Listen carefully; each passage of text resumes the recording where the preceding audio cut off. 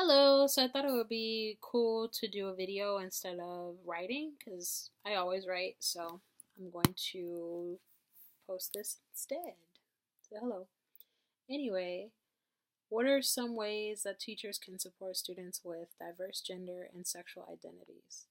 I would say one way to support students with different sexual orientations and gender identities would be to post even like the flyers that they have at the school for Gay Straight Alliance if the school has that club. Like the school that I'm going to be student teaching at and that I've done my field work at in previous semesters has a Gay Straight Alliance club.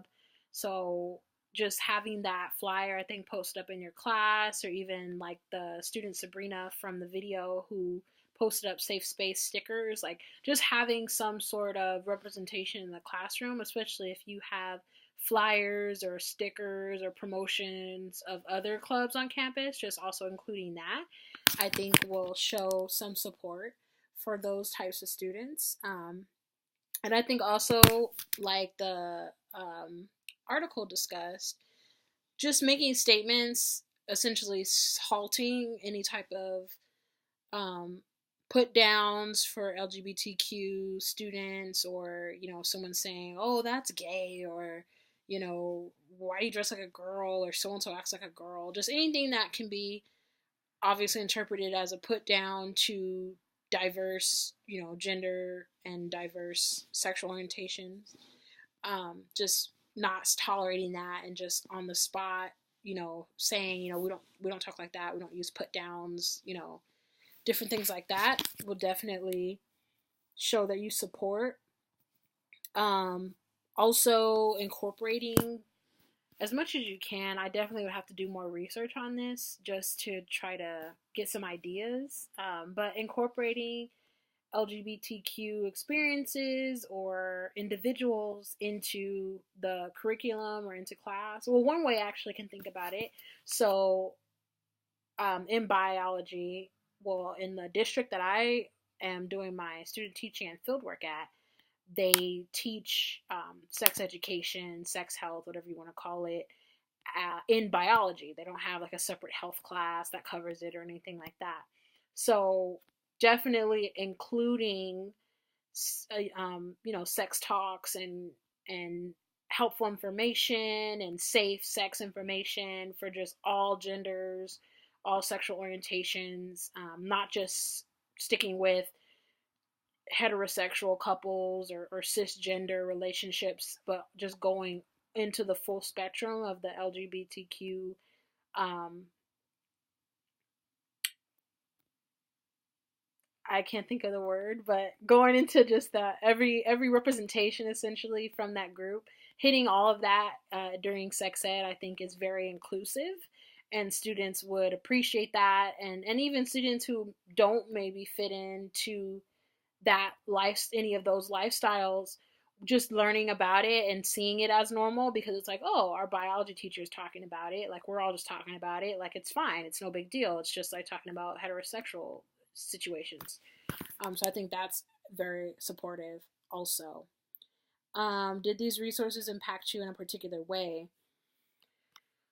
um I think it did impact me, just in making sure that I'm more conscious of the things that I'm saying, the things that I latch on to, as far as things students say that can be interpreted as disrespectful and discriminatory for certain individuals.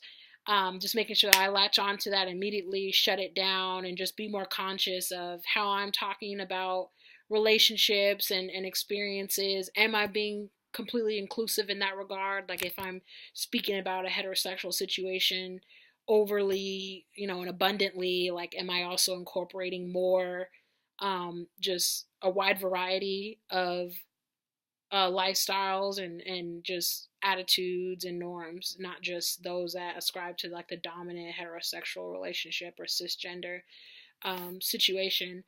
And also, like the article discussed, like the student said, if there was more talk about it and not just a couple of sentences being mentioned, specifically, I'll go to it right quick.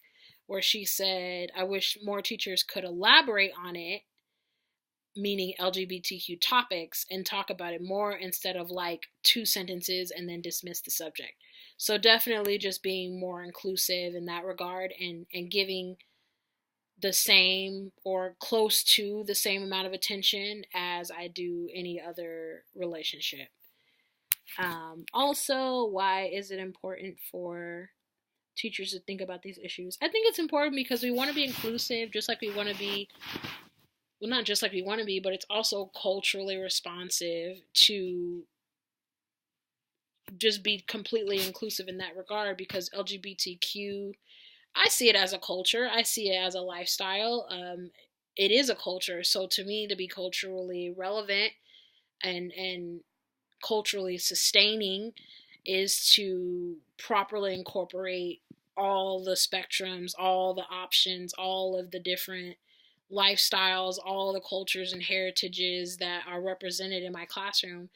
Um, so I'm definitely going to have LGBTQ youth in my classroom, different periods, etc. So I want to make sure that I'm showing that my class is a safe space, I'm inclusive, I'm supportive, and all those good things, so they have an advocate in myself and an ally in myself. So I think educators really need to do their very best to recognize any biases they have, rectify those biases, and just get on board with understanding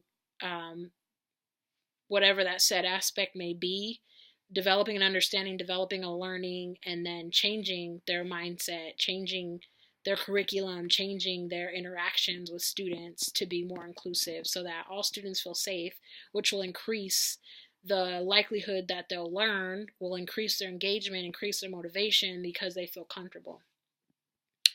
Thank you, and have a great day.